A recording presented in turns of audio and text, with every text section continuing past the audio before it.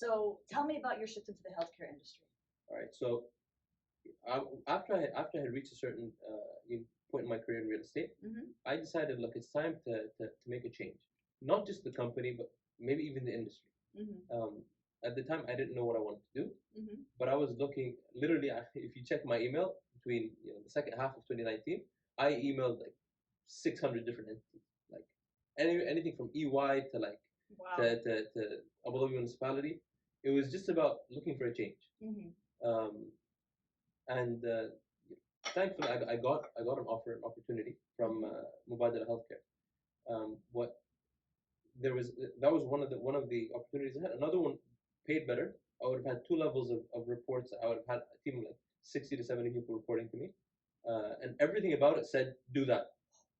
But at that moment, I said, look, I went to my final interview with Mubadala, and I had already made my decision. Like I was going to go for that other job.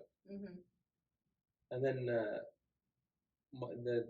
SVP, or not, sorry, the director, his name is Steve Lunn. Okay. He's retired now, but he sat down and he said, look, this is your resume. He puts it to the side. He said, that's enough of that. And he looks at me and he says, how's your listening? And I looked at him and he looked me dead in the eye and he said, how's your listening? I said, look, I'm a child of the 90s, so it could definitely be better. So he breaks out laughing. And he's like, you have a sense of humor that'll take you far.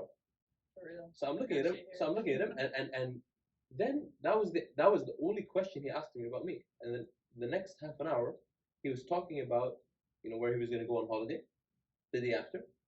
And at the very end he's like, look, the knowledge we can teach anyone. We hire for attitude. So, and he just gave me two examples of people that were on the team, of how he mentored them over time, and he hired them when they were fresh graduates. At that moment in time, he reported to both of them. Okay. So there was no ego in it. So I'm looking at it and I'm like, these are people I want to be around. This is zero ego, zero. They're not egotistical. They don't hold grudges. It's all about getting stuff done. Right. It's not about like self promotion or getting ahead of the game. And it's all about attitude. So I was sold. Like I was literally like, yeah, I'm going. Yeah, exactly. Great.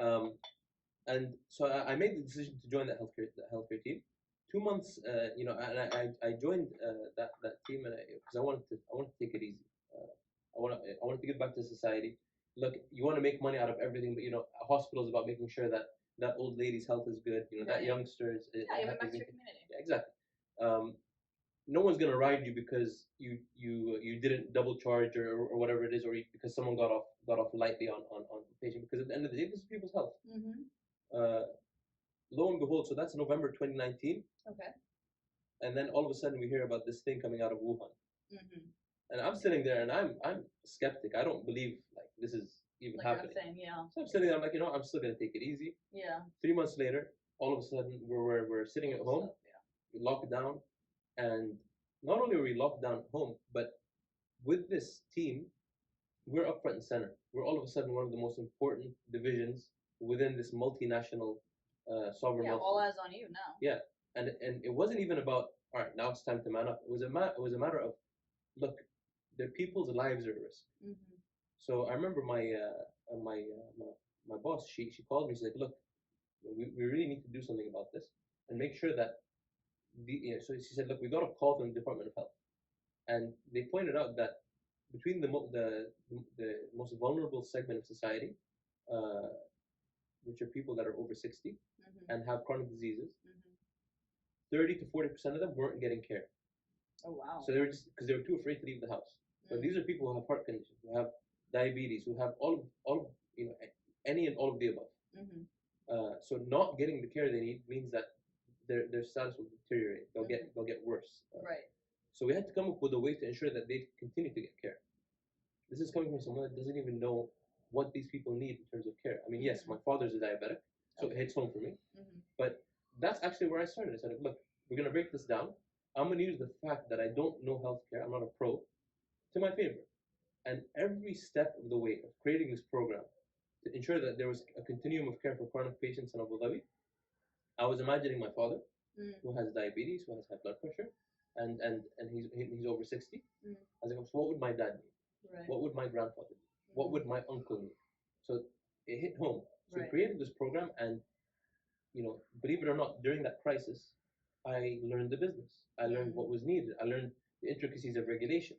So this is something where, I looked at it as, it'll take me forever to learn real estate. It'll take me forever to figure out how to do this kind of thing.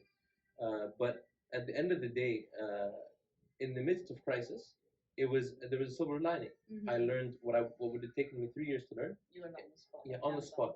So I came out of that, and I realized multiple things. We survived the pandemic. We survived the lockdown. We're still trying to get through that. But on a personal level, I'm not just real estate. Yeah. I realize that the skill that I bring to the table, or the value that I bring to the table, is the ability to work with others, to extract value. I mean, you're so flexible. Like the fact that you've been agile enough to go from real estate to hospitality to healthcare. Like for a second, I was thinking, wait, I thought he told me you worked in healthcare. Why are you talking about hospitality? And I was like, shit, he's going back to healthcare now. Yeah, no, exactly. So it's like you've done everything. Honestly, you've seen everything. So that's exactly it. And then this is where I sat down, and there was an article which was published recently. Yes, in the National. And it talks about the National Experts Program, which was set up by the Crown Prince Court. And this is something where anyone that feels disillusioned, that feels like they're lost, doesn't know what they're doing in their lives, or doesn't know what's next, keep in mind that there's parts moving that you're not aware of. Right. So the National Experts Program was set up by His Highness Sheikh Mohammed bin Zayed Al Nahyan to identify disillusioned or underutilized experts within their field. So during the time where I was knee deep in the real estate industry, I was called by the Crown Prince Court and interviewed and selected as the national expert in real estate. Keep in mind, this is in a country where you have companies like Hadif, Emirates, they have all the experts, right? So there's experts across the board. So to be selected between all of my peers in that was a moment of I felt that gave me a sense of confidence. Yeah. So is it how many experts from your field were selected? Just you? So there was 21 fields in the inaugural batch. Okay. There was one in each field. So you were literally selected as the expert. Yes. There you go. That's enough. But then again, this is where it gets nuanced. So this is about 2.5 years ago. In real estate, which is now seems like another life. Right. So that article, when you read it in the National, it talks about my experience in the National Experts Program, that 9-month training program, and cross-discipline experience with all of these great people. That was life-changing. But I can't, today, looking back onto it, I'm no longer working in that industry. I look at it as real estate adjacent. Healthcare does work with real estate in that aspect, but it's not my bread and butter. Right. So actually, what I realized about myself is, look, what you bring is an ability to create value, an ability to plan strategically, an ability to read the room, an ability to galvanize others towards a common goal. I like that you said that word. Yeah. So that's right there. Yeah, exactly, definitely. That's your English higher level right there. Oh, you did HL English? Yes. Even I didn't do that, man. Why? So many books to analyze. Yeah, no. So that right there was that was a moment of realization. So even something as great as that article, you're constantly fighting being pigeonholed or being put into a box, saying like, Hadif is the real estate guy. Right. So all of my friends and family, I'm still the real estate guy. I'm the guy they call when they want some advice on real estate. I never have good advice to give in real estate. I'm sure that's not true. but at the end of the day, that's something I'm still passionate about. I appreciate everything that I learned in that industry. But at the end of the day, what I realize is I'm a problem solver. So if this is a learning moment for anyone, it's about, don't underestimate what you bring to the table. Don't underestimate the value of your mindset. I mean, look, there's been multiple times where you're sitting in the room and there's a question that's raised, and you think that everyone's thinking and you have an answer in your head that you think is brilliant, but you don't want to sound stupid. You don't want to sound like naive. Yeah. So you stay quiet. Right. And that's where you make a mistake. Yeah, and exactly. But then the moment passes, and then you get into the habit of, I'm not going to say anything because you've already chastised yourself. Right.